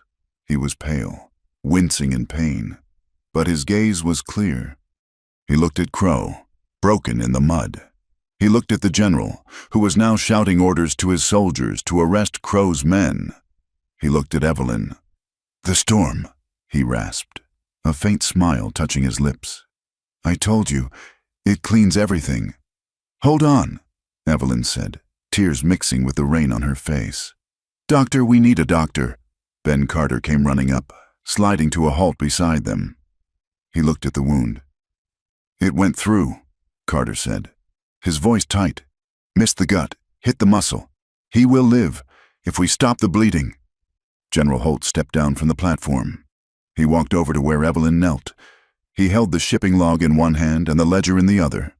He looked at the fake Indian shivering in the grip of 2 soldiers. "Miss Hart," the general said, his voice grave, "it appears an apology is insufficient." Evelyn did not look at the general. She did not care about his apologies or his authority. She kept her hands pressed to Kai's side, feeling the steady, strong beat of his heart under her palms. "Just help him," she whispered. The townspeople began to inch closer. They looked at the unmasked mercenaries. They looked at the broken body of the man who had owned them. And they looked at the Navajo warrior bleeding in the mud, held by the woman they had called a spinster. The rain continued to fall, washing the streets of Vermilion Creek. It washed away the dust of the mines. It washed away the war paint, and slowly, painfully, it began to wash away the fear. Evelyn looked up at the gray sky. She was soaked, shivering, and stained with blood and mud. She had lost her job.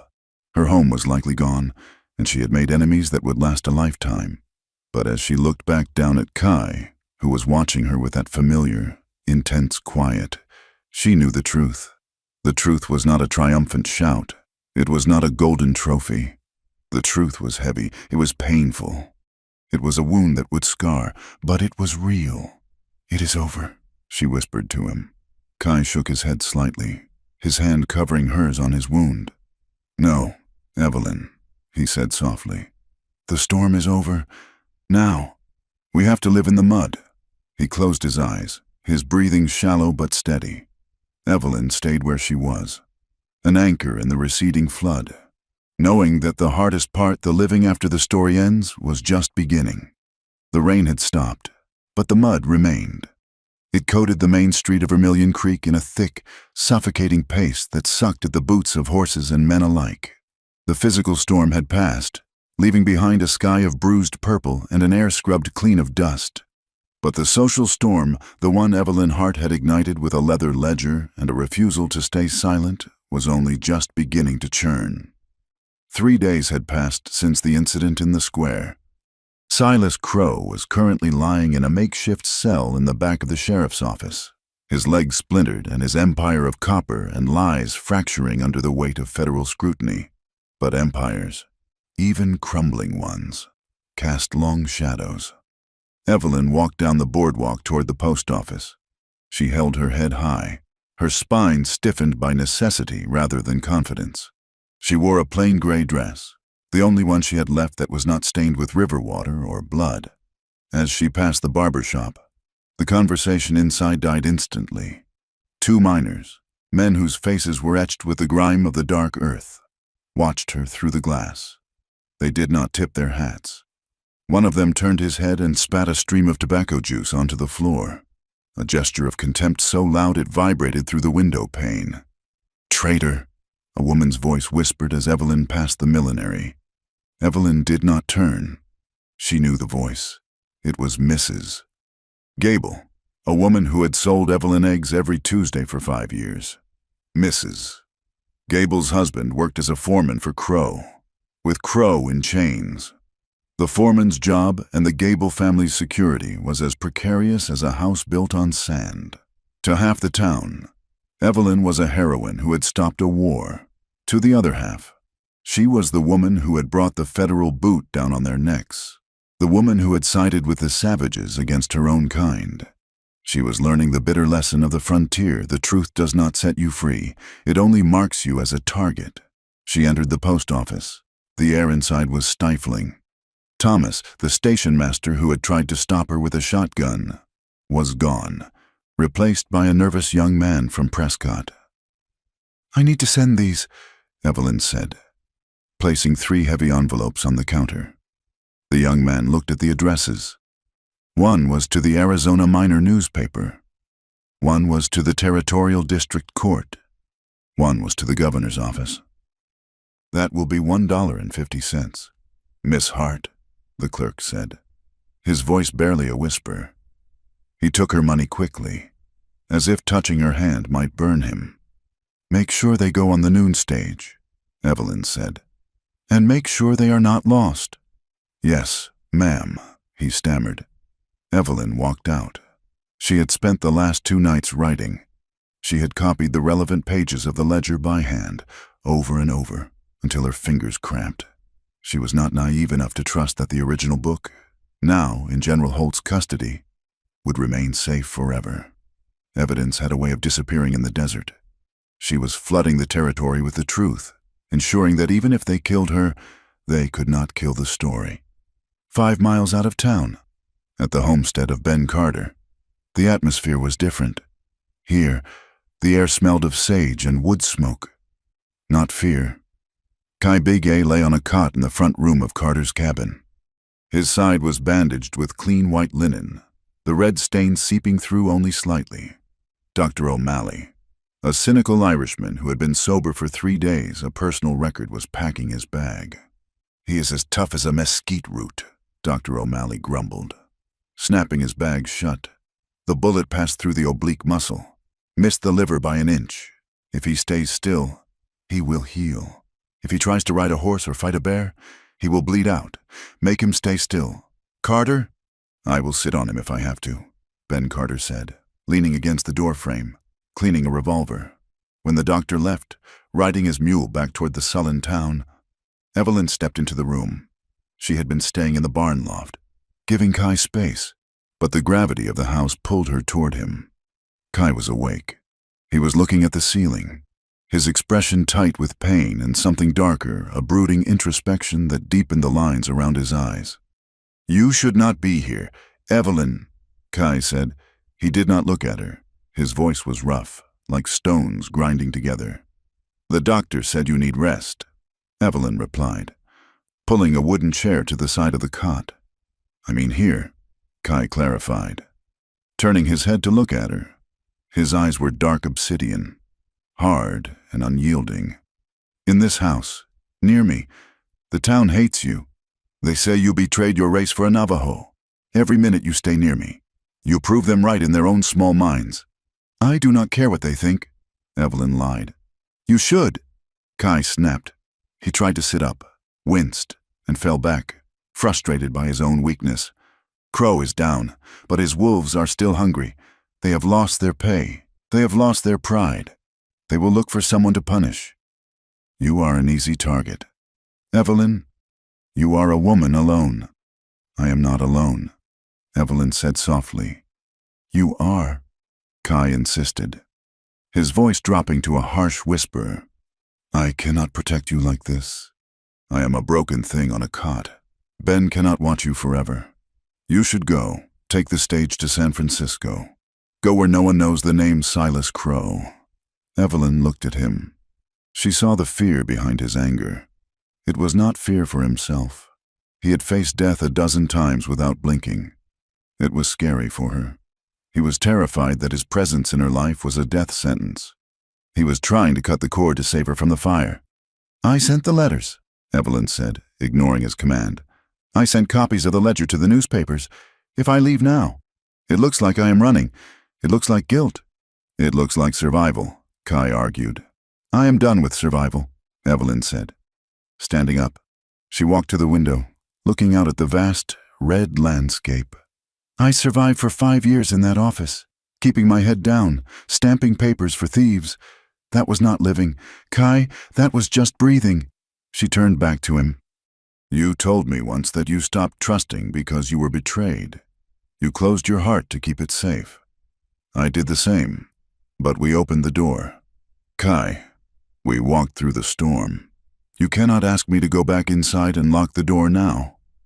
Kai looked at her, his defenses crumbling under the weight of her resolve. He let out a long, ragged breath. You are stubborn, he murmured. I have had good teachers, she replied, a faint smile touching her lips. Later that afternoon, a buggy arrived at the ranch. It was General Holt, accompanied by 2 cavalry soldiers. But the focus of the visit was the man sitting slumped in the back of the wagon, his hands cuffed. It was Agent Hollister, the man who had represented the federal government, who had worn his authority like a suit of armor, looked shrunken. His coat was dusty, his collar unbuttoned. He refused to look up as the general stepped down. General Holt walked up to the porch where Evelyn and Ben Carter were standing. Miss Hart, Holt said, tipping his hat. I thought you should know. Agent Hollister has confessed. He admitted to falsifying the reports on the tribal movements. He admitted to taking $5,000 from the Copperhead account. Evelyn looked at Hollister. She felt no triumph, only a hollow sadness.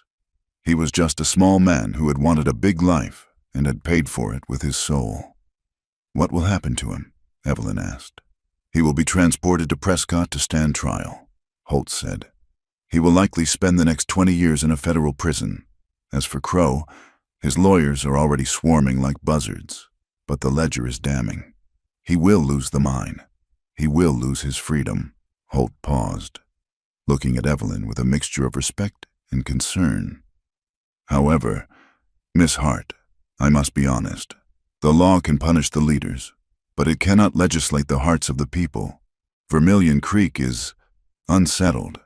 My soldiers cannot stay forever. Once we leave with the prisoners, you will be in a precarious position. I understand. General, Evelyn said. Do you... Holt sighed. There is a train leaving for St. Louis on Friday. I could arrange a ticket. A fresh start. Evelyn looked at the dusty agent in the wagon, then back at the closed door of the cabin where Kai lay. Thank you, General, she said. But I have unfinished business here. Holt studied her for a moment, then nodded. Very well, but keep your eyes open. Miss Hart, the snake is headless, but the body still thrashes. Night fell over the high desert, bringing a chill that seeped into the bones. The sky was a vast canopy of diamonds, indifferent to the dramas of the earth. Evelyn sat on the wooden porch of the cabin, wrapped in a shawl. The silence was absolute, broken only by the distant yip of a coyote. The door creaked open behind her. She turned to see Kai standing in the doorway. He had wrapped a blanket around his shoulders over his bandages. He looked pale, but he was standing on his own 2 feet. "You should be in bed," Evelyn scolded gently. "The bed is lumpy," Kai said, stepping out onto the porch. He moved stiffly, easing himself down onto the bench beside her. He left a respectful distance between them, but the air between them hummed with proximity. "Did the general leave?" Kai asked. "Hours ago," Evelyn said. "They took Hollister."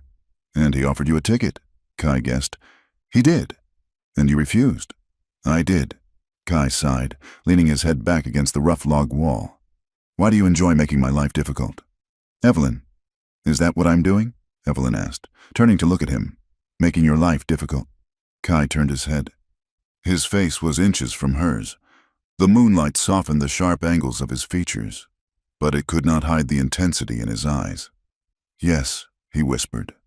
"Before you, my life was simple. I protected the water. I avoided the town. I lived in the quiet. Now, I worry. I look at the road and wonder who is coming. I look at you and wonder if I am strong enough to keep the world from crushing you. I do not need you to hold up the world." "Kai," Evelyn whispered back, "I just need you to stand beside me while I push back." Kai looked down at her hands, which were resting on her lap. Slowly, deliberately, he reached out and covered her hand with his. His skin was warm, his palm calloused a warrior's hand, a worker's hand.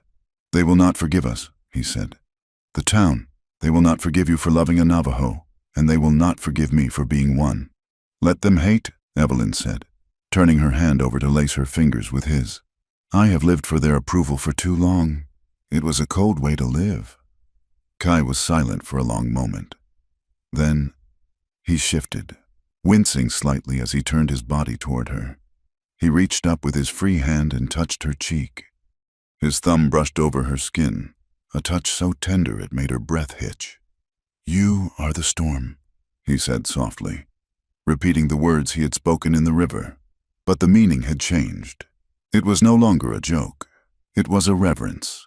"You washed away the lies, but now we have to live in the wreckage. We will build something new," Evelyn said. Kai leaned in. The movement was slow, a question asked in the space between breaths. Evelyn did not pull away. She leaned forward to meet him. Their lips touched.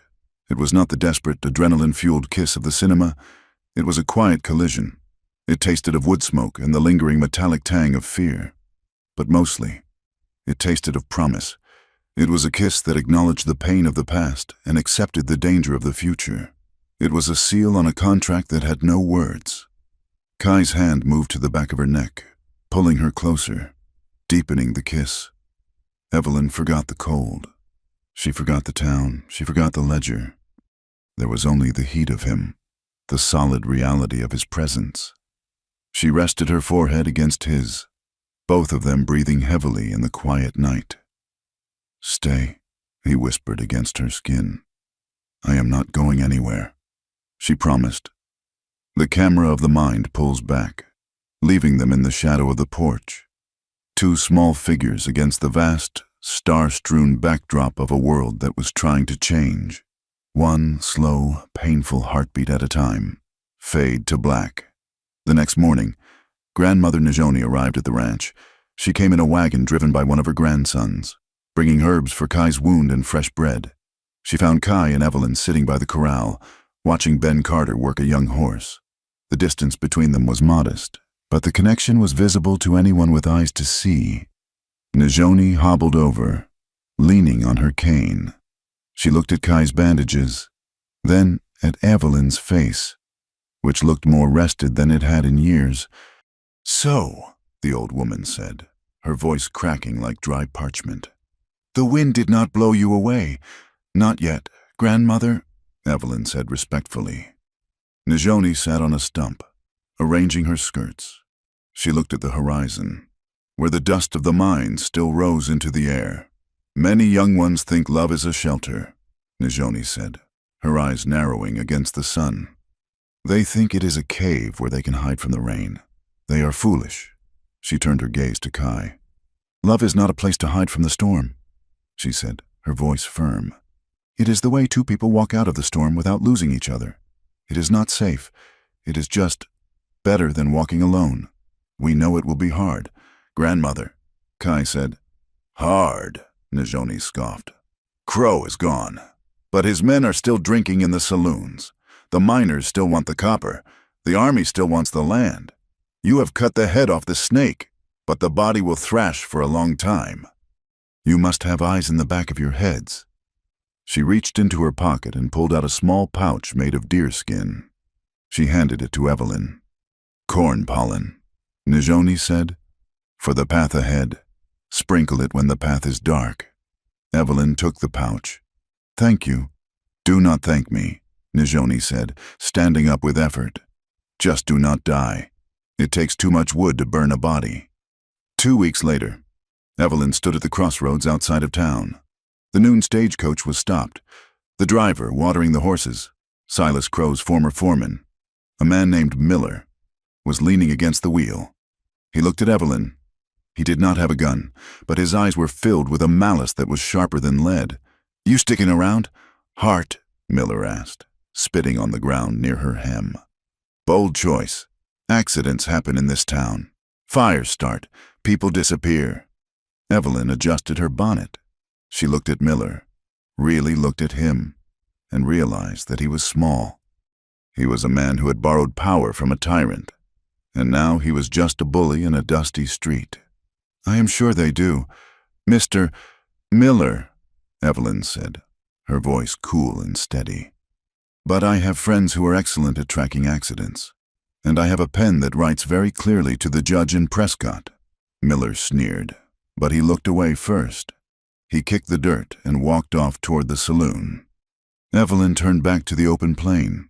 Kai was waiting for her on the ridge, sitting atop his painted pony. He raised his hand in greeting. She had a choice. She could get on that stagecoach. She could go to St. Louis, become a governess, live a life of safe anonymity. She could forget the heat, the blood, and the man with the eyes like dark water. Or she could stay. She could rebuild. She could face the hatred of the town and try to turn it, one kindness, one truth at a time. She looked at the stagecoach driver. Are you boarding, ma'am? The driver asked. We are burning daylight. Evelyn looked at the open door of the coach. It looked like a coffin. No, Evelyn said, stepping back. I am not traveling today. The driver shrugged, cracked his whip, and the stagecoach lurched forward, carrying dust and strangers away to the west. Evelyn turned and began to walk toward the ridge, toward the man who was waiting for her. The wind picked up, tugging at her skirts, carrying the scent of rain and sage. It was a headwind. It would make walking difficult. But she was not walking alone. She climbed the slope, her breath coming steady and strong. The falling action was over. The adrenaline had faded. Now comes the work. And as she reached Kai's side, and he reached down to pull her up behind him on the horse, Evelyn Hart smiled. She had lost her reputation. She had lost her safety. But she had found her life. The year turned, as years do, indifferent to the dramas of human hearts. 1880 arrived not with a bang, but with a slow, creeping frost that turned the red rocks of Arizona into islands of white crystal in the early mornings.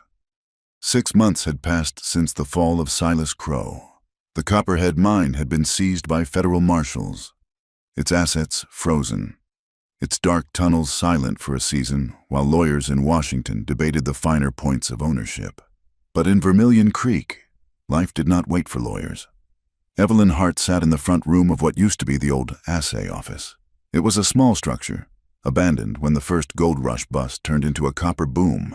But she had scrubbed the floors with lye soap until the wood was pale and clean. Now, it smelled of chalk dust, wood smoke, and the sharp, oily scent of ink. Keep your back straight, Thomas, Evelyn said gently. The keys do not require force. They require rhythm. Thomas Gable, the 10-year-old son of the foreman who had once spat at Evelyn's feet. sat hunched over the heavy iron frame of a Remington typewriter. His fingers, stained with dirt from the yard, hovered over the keys. Click, clack, ding. "I spelled it right," Thomas shouted, looking up with eyes wide with wonder.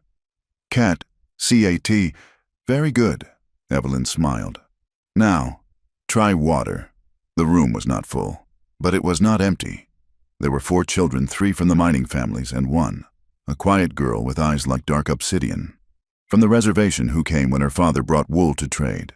And in the back corner, a grown man, a burly miner with hands like shovels, was struggling to hold a pencil, learning to sign his name so he would never again have to make an X on a contract he could not read. Evelyn had not left. She had not taken the general's ticket to St. Louis. Instead, she had taken her severance pay, a paltry sum, and rented this room. She called it a scriptorium, a fancy word that made the miners laugh. But they came.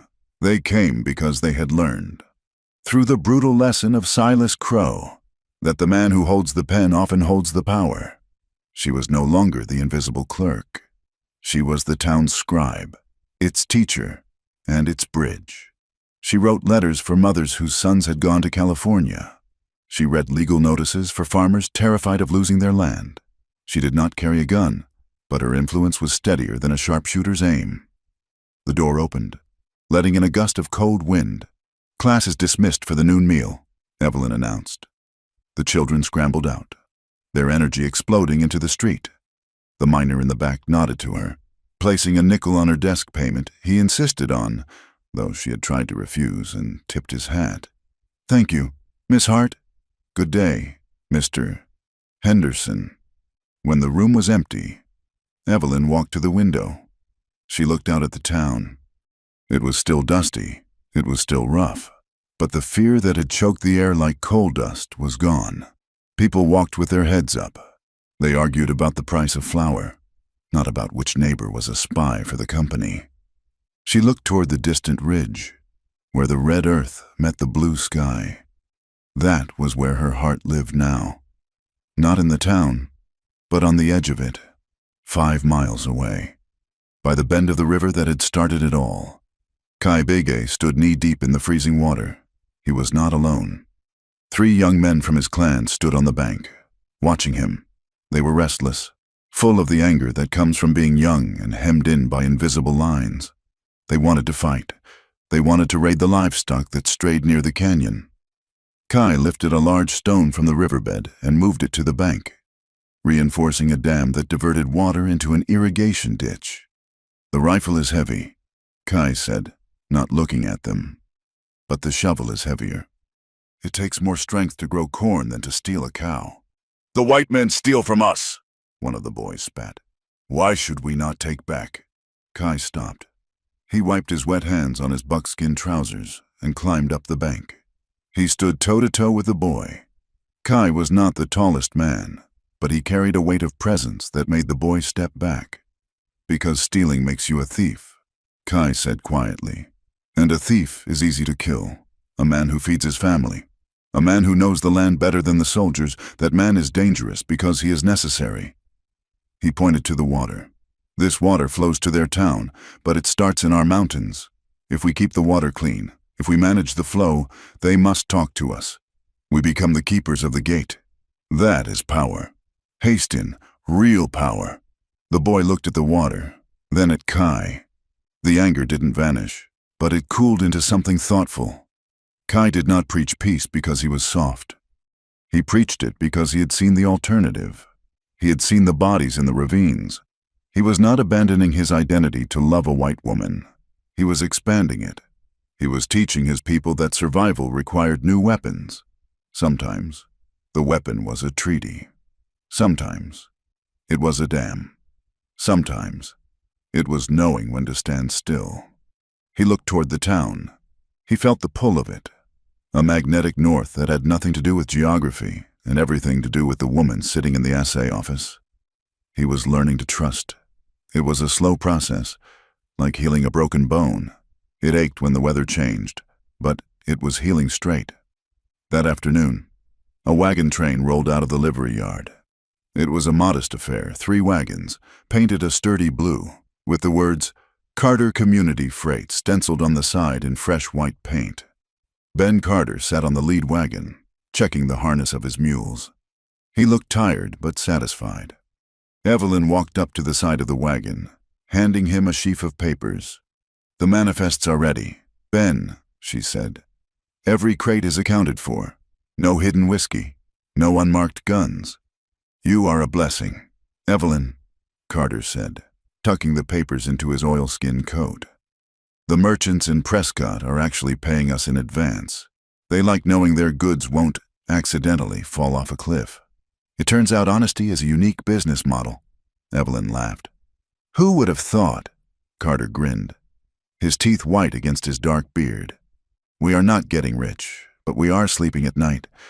This was a quiet victory. They had not burned down the mine, they had simply made it irrelevant, by creating a supply line that didn't depend on bribery or intimidation. They had cut the legs out from under the next Silas Crow who might come along. "I will see you in a week," Carter said, gathering the reins. "Tell Kai to stop fixing the fence on the south pasture." "It is my fence. I should fix it." "Tell him yourself," Evelyn teased. "He listens to you more than me." "That is a lie and you know it." Carter chuckled. "Yeah." The wagons rolled out, wheels crunching on the gravel.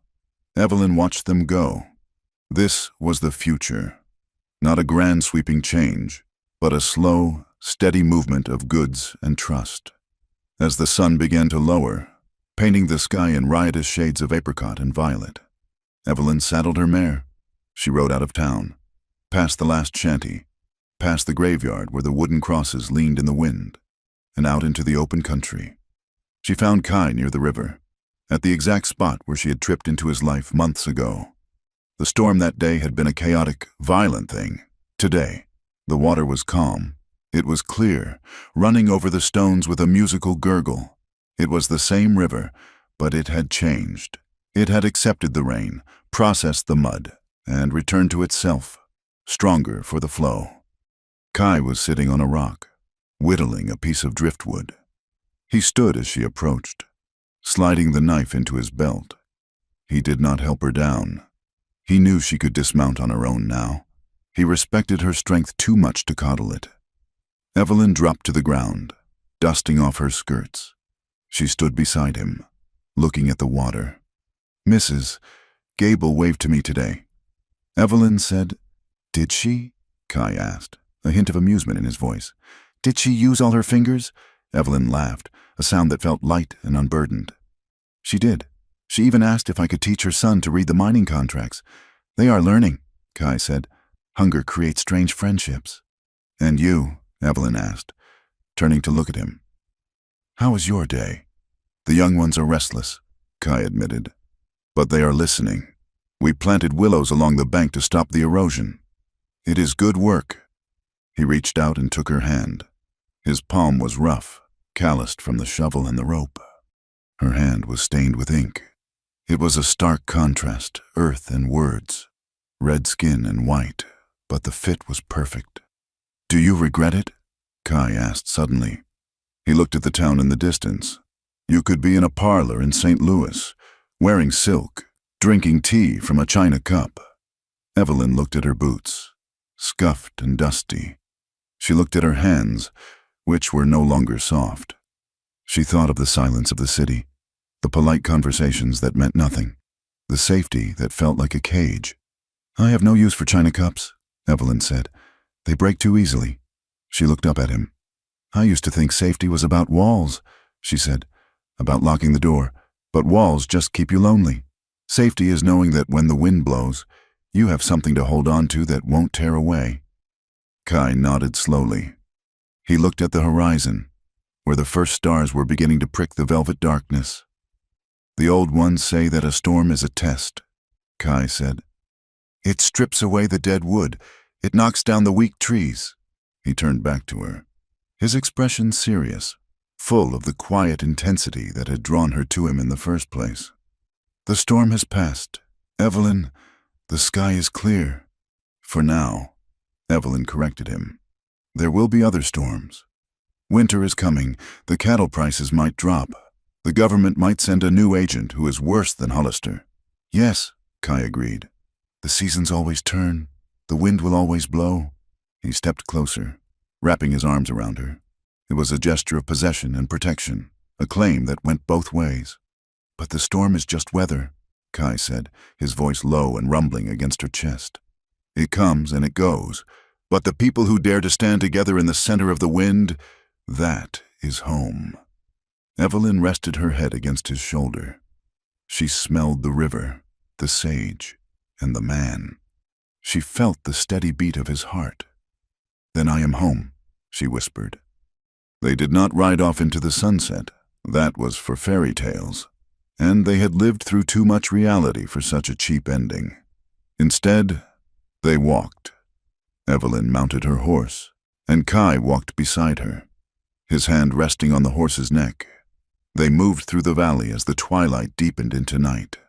The wind kicked up, swirling the dust around them, tossing Evelyn's hair and whipping Kai's long hair back. It was not an easy path. The ground was uneven. There were rocks and rattlesnakes and the vast, indifferent silence of the desert. They had no guarantee of wealth. They had no promise of an easy life. They would have to work for every meal, fight for every inch of respect, and navigate a world that still looked at them with suspicion. But as they moved through the darkening valley, a sound drifted on the wind. It was the sound of children laughing. Down by the lower bend of the river, a group of kids, Navajo and white, the children of the miners and the children of the people, were throwing sticks into the current, racing them downstream. They were shouting in a mix of English and Dinah, their voices bright and unburdened by the history of their fathers. Evelyn watched them. Kai watched them. The land had been a battlefield. It had been a mine. It had been a place of lies. Now, under the watchful eyes of a clerk who became a teacher and a warrior who became a builder, it was becoming something else. It was becoming a place to live. The camera lingers on them, two silhouettes against the vast, star-dusted sky, moving forward not with the swagger of conquerors, but with the quiet, unshakable endurance of the earth itself. They move into the dark, but they are not afraid of it. They carry their own light. The end. Thank you so much for listening to this story. If you enjoyed the journey of Evelyn and Kai, and if you believe that true strength lies in standing together through the storm, please let me know in the comments below. I would love to hear where you are listening from. Are you in a bustling city, a quiet countryside, or somewhere in between? Let's share our own stories in the comments section. Please consider subscribing to my channel, Wild West Tales, and hitting that like button. If you really want to support the channel and help these stories reach more people, please press the hype button. Your support means the world to me and helps keep the spirit of the West alive. Until the next campfire, stay safe and keep writing.